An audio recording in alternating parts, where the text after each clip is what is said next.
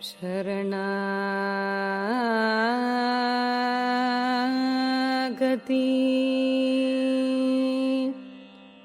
शरणागति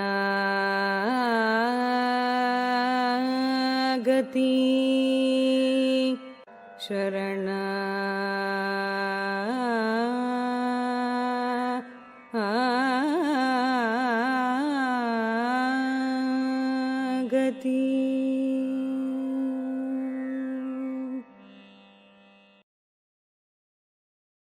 Om Namo Bhagavate Sri Ramanaya.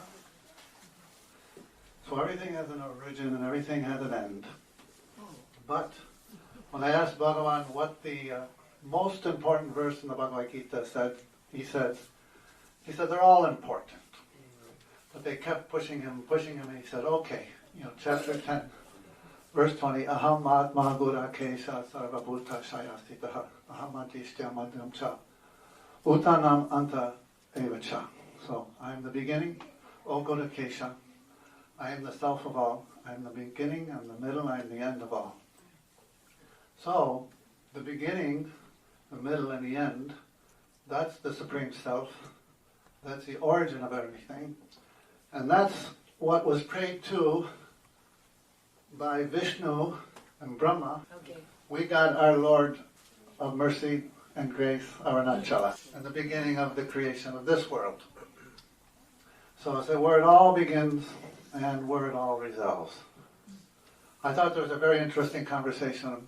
Dr. Saeed asked Bhagavan, you are an Advaitin, and you singled out this mountain and praised it as God.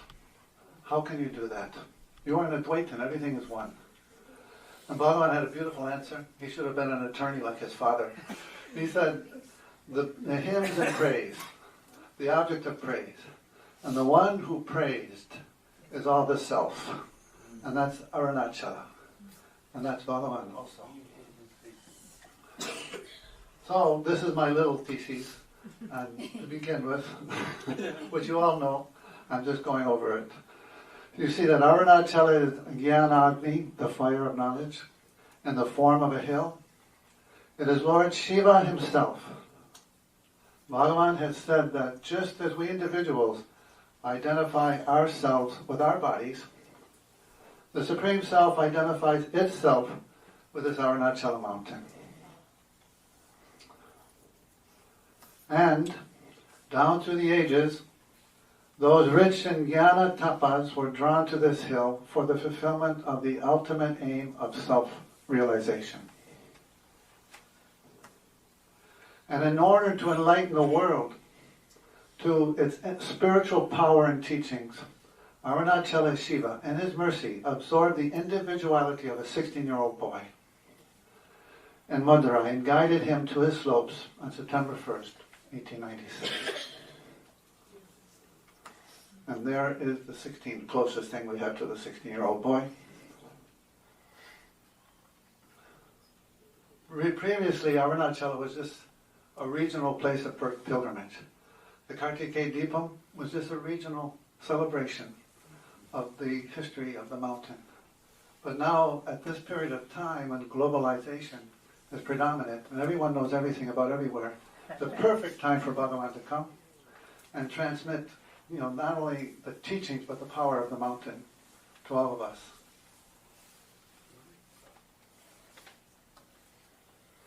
So when there he reigned as the king of the yogis on his slopes, showering his light and love on all beings, until April 14th, 1950, when he merged back into the source from whence he came, Arunachala Shiva.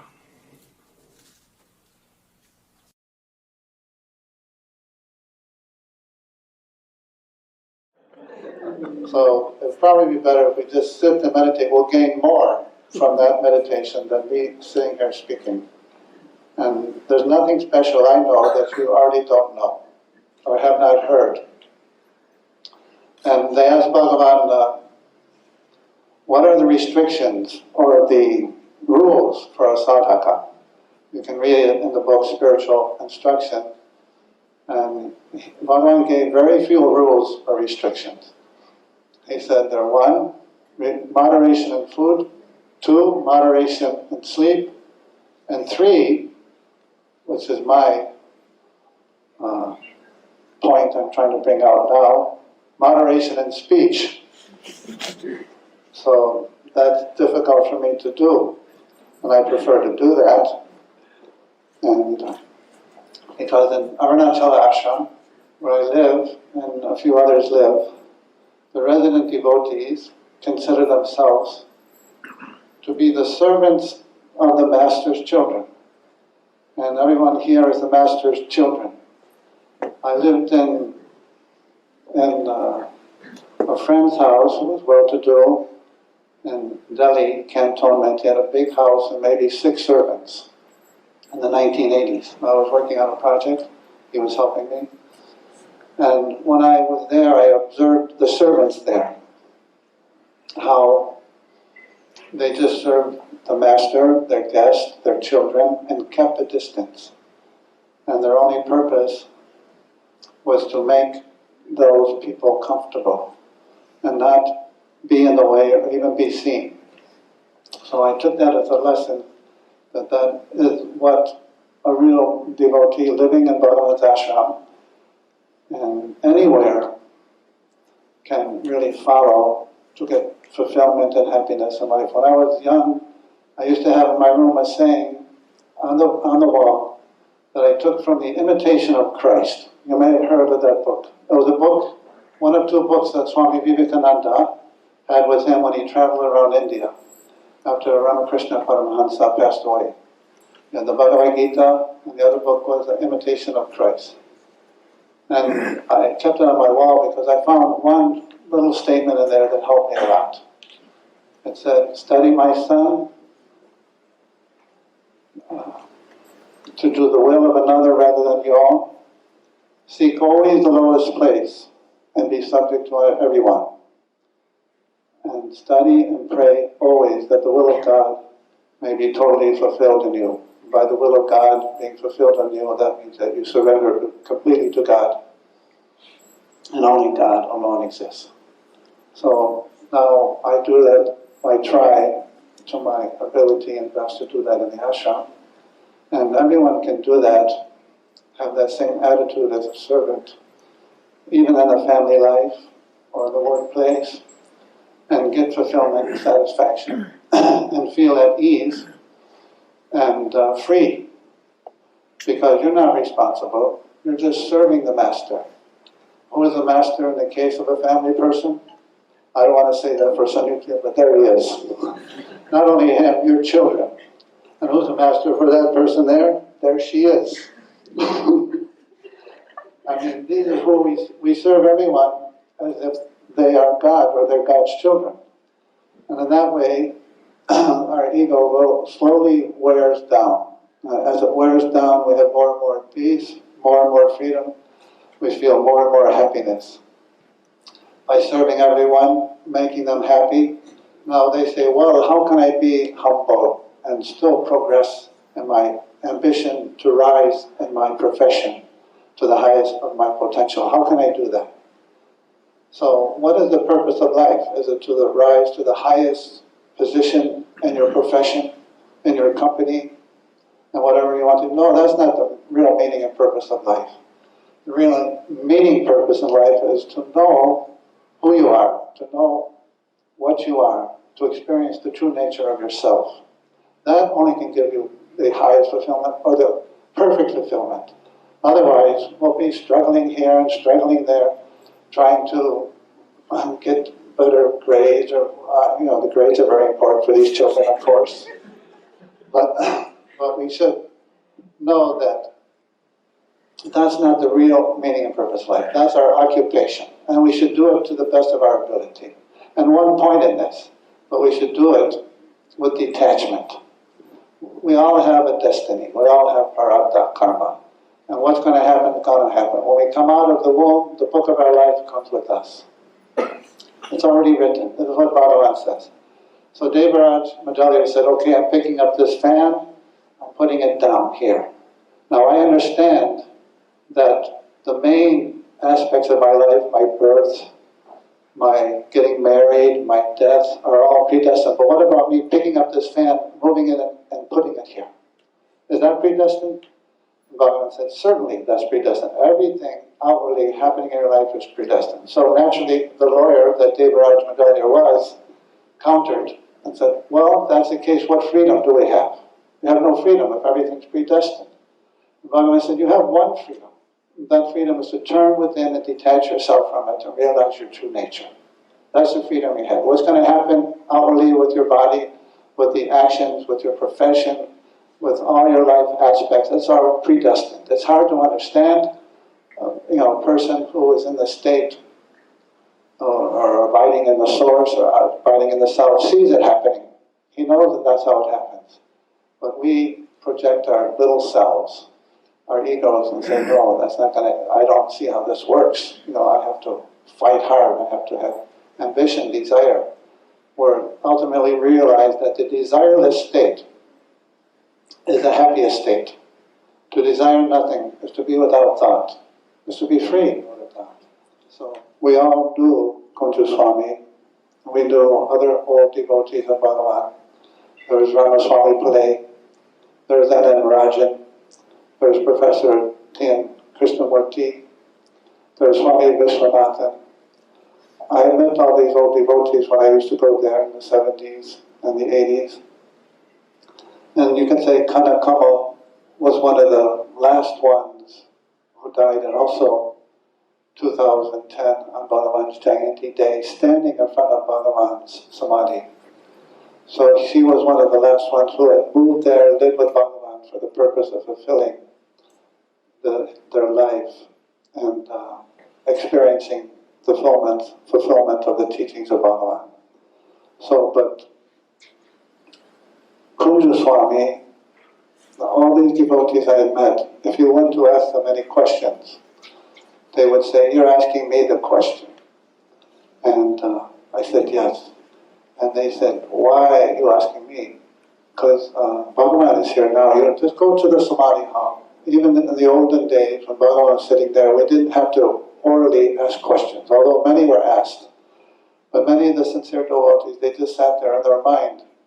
And the question may be answered. You read it in talks to some reply to someone, but Bhagavan may be answering the question to another person sitting by, although that answer is given to a person who answers the question.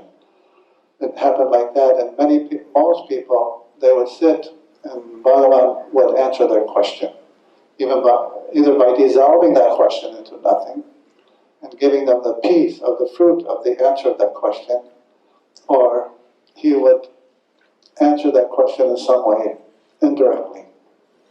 So these old devotees, although many of them were very enlightened souls, they would never take on the position of a guru. They would think themselves to be guru. Bhagavan was so present to them that where were they? They believed they didn't exist, only Bhagavan exists. So how could they be a guru? Although they guided just by their life many of the people on the soul. I know, I've met many people over the years. They have read Bhagavan teaching. They're so direct. Really, for a Westerner, that's what first attracted me to Ramana Maharshi and his life and teachings. I read the teaching. This is so simple and so direct. So they would read those and they would practice it and they would have some experience. And they say, okay, we only want self-inquiry. Everything else is a distraction from that. And only self-inquiry will take us to the goal. And this is true. But how many people are ready to sit and focus their mind on the mind or on the source of the mind and do that solely throughout the day and night? Very few. It's really not how long you sit for meditation. It's with what intensity you do it for the short periods that you'll do it. That's the most important thing, the intensity, or the one-pointedness. It's not the length of time.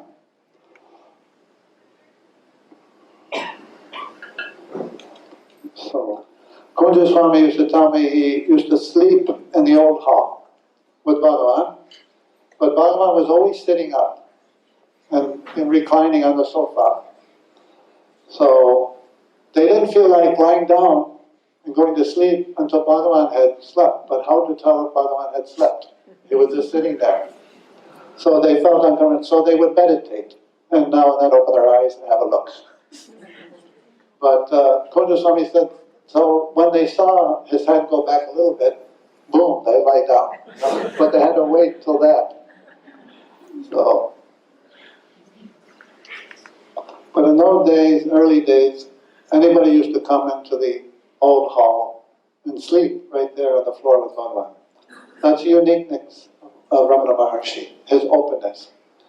He never restricted people from seeing him, even on his last day. He wouldn't stop the queue from coming by just to have darshan of him. He never, had his voice recorded, but he let them take many photographs. Also, Kunja Swami had said about that to do the parayana, to do the japa, to do the dhyana, and also the self-inquiry, and always have self-inquiry as your goal. All those methods are for the purpose of calming the mind. Also doing pranayama, to just watching the breath. One finds also, if one meditates deeply, the breath becomes very still automatically. And the breath and mind, they say, the breath is a horse, the mind is a rider. If the horse stops, the mind stops. And if the mind stops, the horse stops. The breath will stop also. And then one goes deeper and deeper. But Bhagavan also, what I have read, and he told us before, that Bhagavan told him to keep self-inquiry as the goal. Because but all these other methods help to control the mind, to make it one-pointed. So,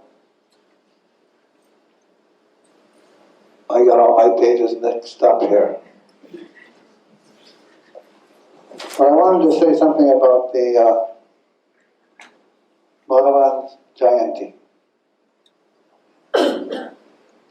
So, I know Sunita sends out the Jayanti poems of Bhagavan every year, right? The 2 verses he wrote.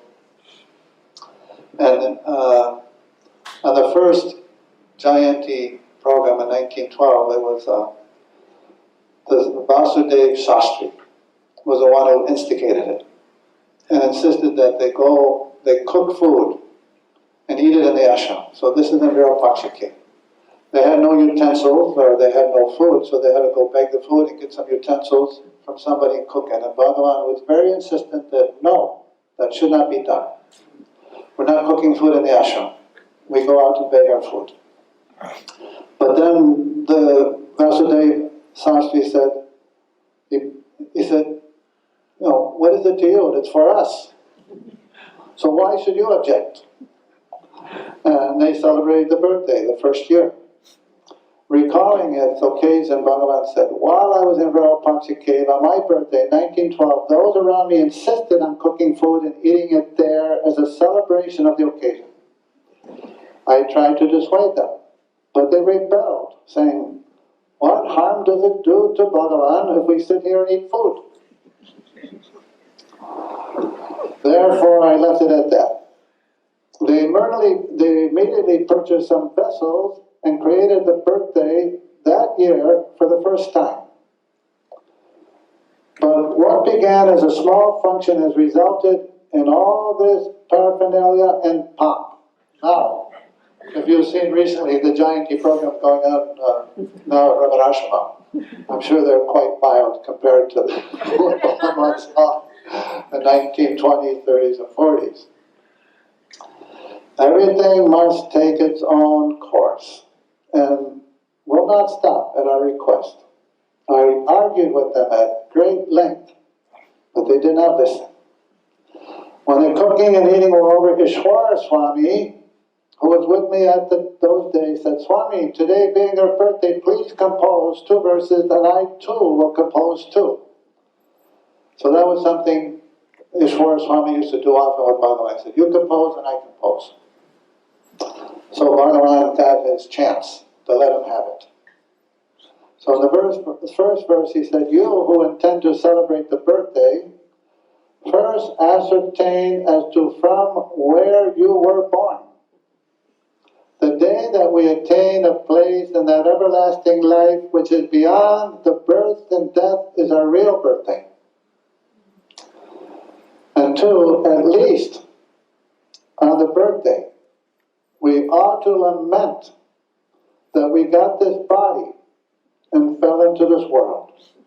Instead, we celebrate the event with a feast. Something's wrong with us, definitely. To rejoice over this is like decorating a corpse. Wisdom consists in realizing the self and in getting absorbed in the self. Now, there was a rejoinder written about those two verses by Major Chadwick. I don't know if any of you have ever seen it. So Major Chadwick, who came to Bhagavan in 1935 and passed away in 1982, you'll see his samadhi there in Raman Ashram next to Cohen and H.C. Khanna and Lucy Cornelison. It's in the ashram there. So Major Chadwick also had his chance to give his rebuttal. And he wrote, "You tell me not to celebrate the day when I was born. Seeing it led me to thy feet, why therefore should I mourn? Births in the past were filled with woe, but this one's freed from pain. For having thee, I surely know that freedom I'll attain." So that's the great Rejoinder which we all support.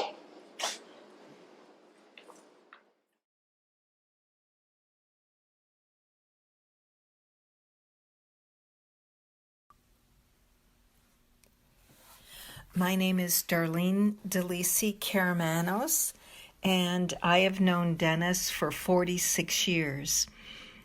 Dennis often reminded me of Bhagavan's teachings, either directly or indirectly. One example happened a few years ago. We were walking from the house to the barn, and I was very worried about my oldest son. My husband and I were at our wits' end, and I was telling Dennis about it.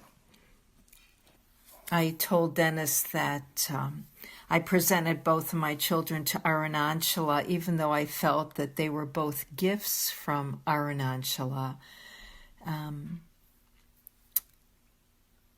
And how could my son be on such a wrong path now, such a dangerous direction that his life was taking?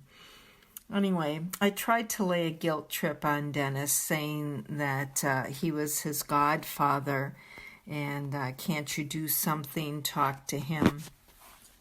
But Dennis wasn't falling for that at all.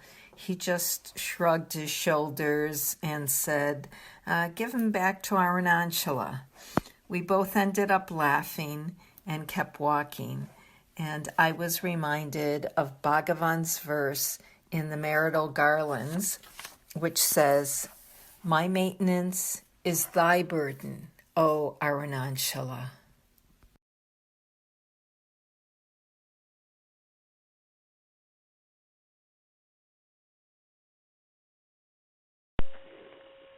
Namaskar. My name is Krishnan and I live in Ottawa, Canada. I have been very fortunate to have had the association with Sadhu Dennis for over 31 years.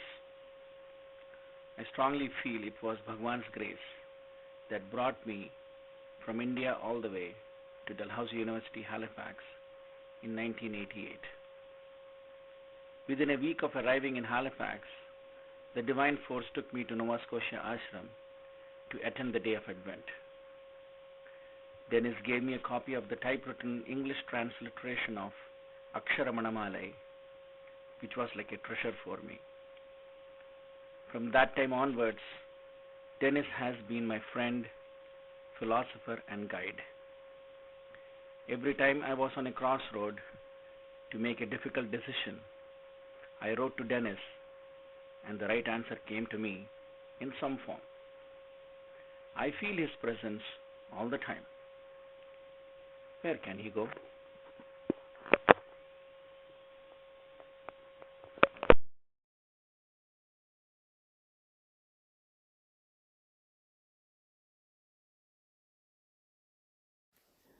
Om Namo Bhagavate Shri Ramanaya. Namaskar everyone. This is Anil here from Ottawa. Just like all of you, we are here missing Dennis very much. And we are thinking of him and remember him constantly. For all of us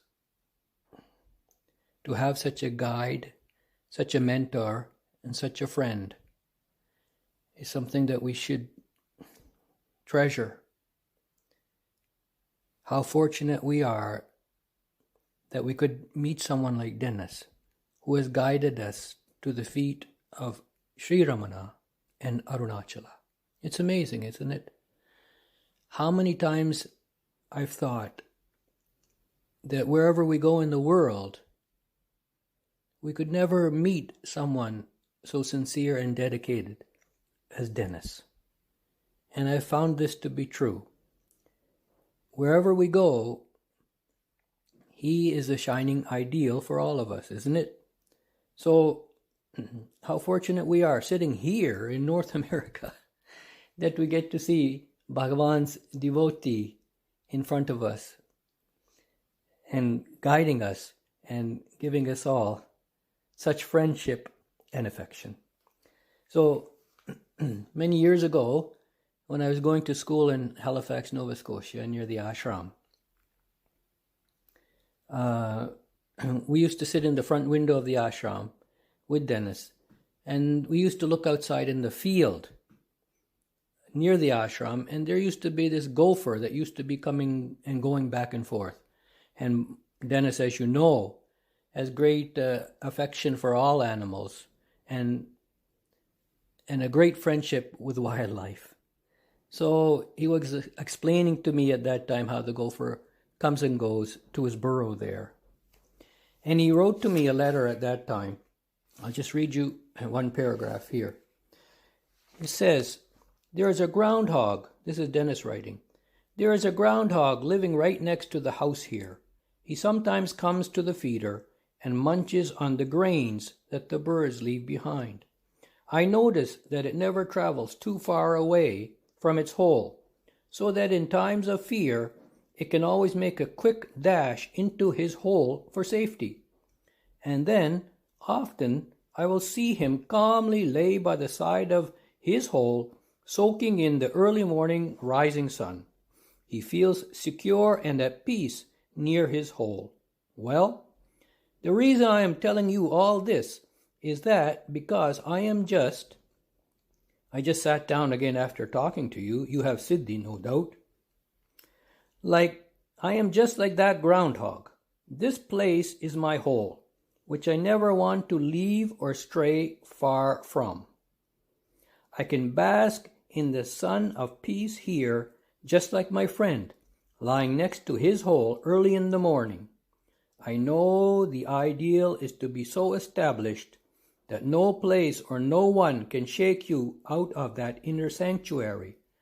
But I am just a boy, and I feel very happy in the company of my mother, this ashrama." So you can see here how much love Dennis has for the ashram. And I have no doubt, wherever he is, he'll continue to guide the ashram, and he'll continue to guide us all. All we have to do is sit quietly and go inwards. Thank you, Dennis. How can we ever thank you? Namaskaram.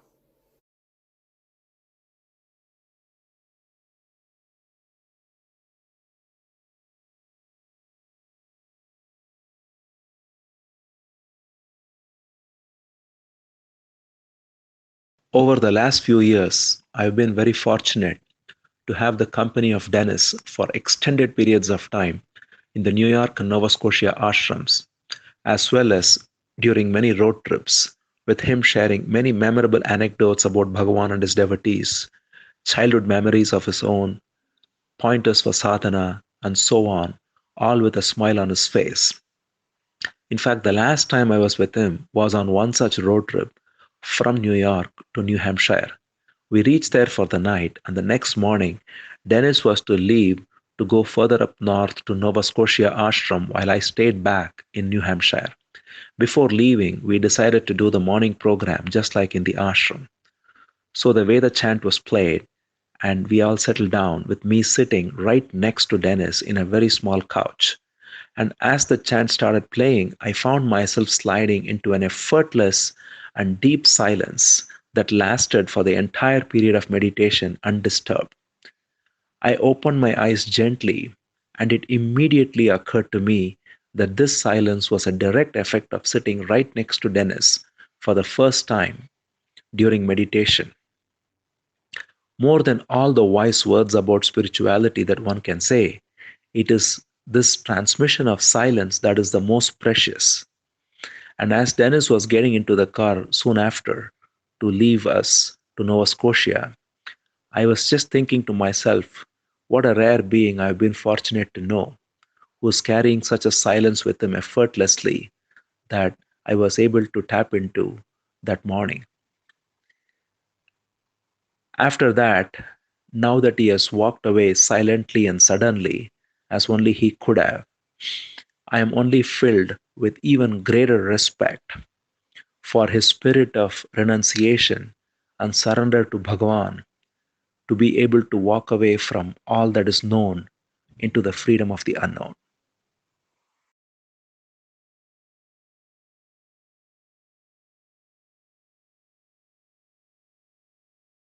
I am fully convinced that it's Bhagavan who sent Dennis Hartel into my life. I met Dennis for the first time in 2005 when Swami invited him to Bhagavan's Jayanti celebration in California.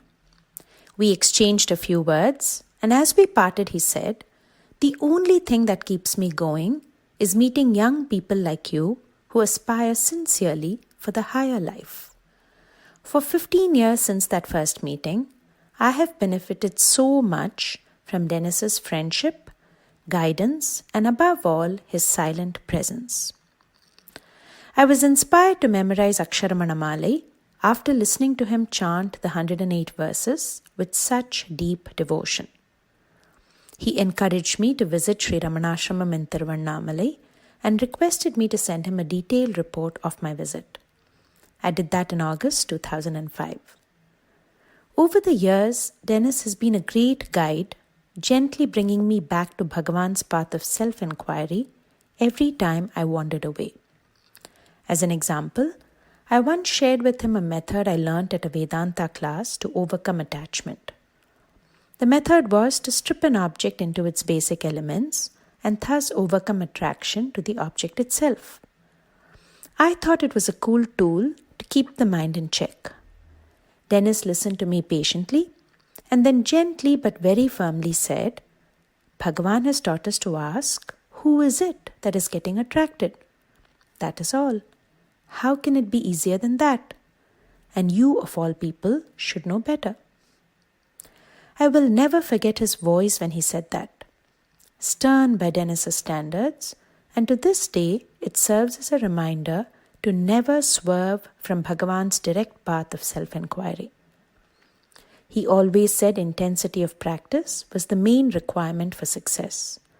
I treasure his Maharshi newsletters that have nourished my soul throughout. I'm also very grateful to Dennis for never letting me lean on him. While he encouraged and inspired me in numerous ways, he always cautioned me to repose my faith in Bhagavan and in no one else, including himself. "Only Bhagavan looks after us," he would often say. Dennis led his life consumed by Bhagavan and his teachings. He never asked for anything, and like our rishis of yore, effectively led the life of a parivrajaka even when amidst all of us. His purity, gentleness, tranquility, and complete surrender are permanently etched in my inner mind. Knowing him has been one of the greatest blessings of my life.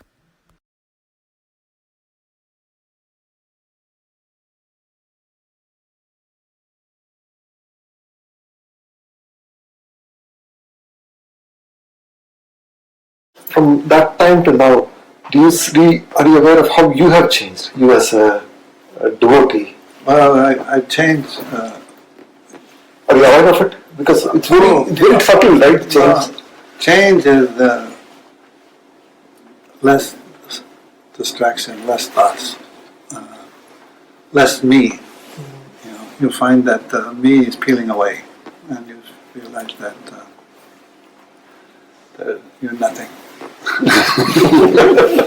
That's what you find more. That's the only thing you can find, that you're nothing. That's the only thing to find out. Just walk away. You're not something more, you're just nothing. You don't become something more. You become nothing. And nothing, matters much. It was taken on December 2nd, Tuesday, 1947. And it's the same photograph that they put on the couch where he's sitting right now in the old hall where he lived for over 20 years. It was accessible 24 hours a day.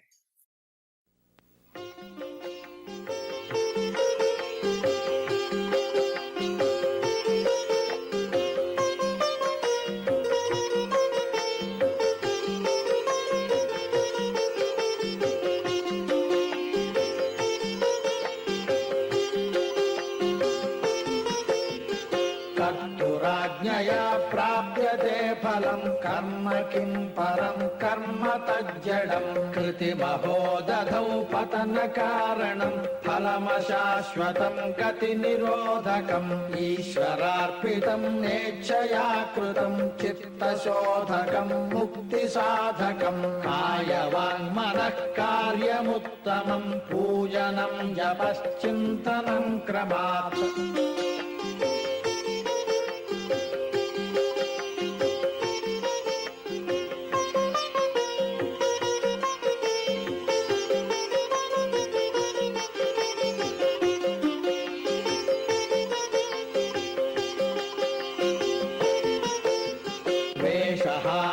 स्वात्मदर्शनम् ईशदर्शनं स्वात्मरूपतः आत्मसंस्थितिः स्वात्मदर्शनम् आत्मनिर्भयादात्मनिष्ठता ज्ञानवर्जिता ज्ञानहीनचित् ज्ञानमस्ति किं ज्ञातुमन्तरं किं स्वरूपमित्यात्मदर्शने अव्यया भवा पूर्णचित्सुखम्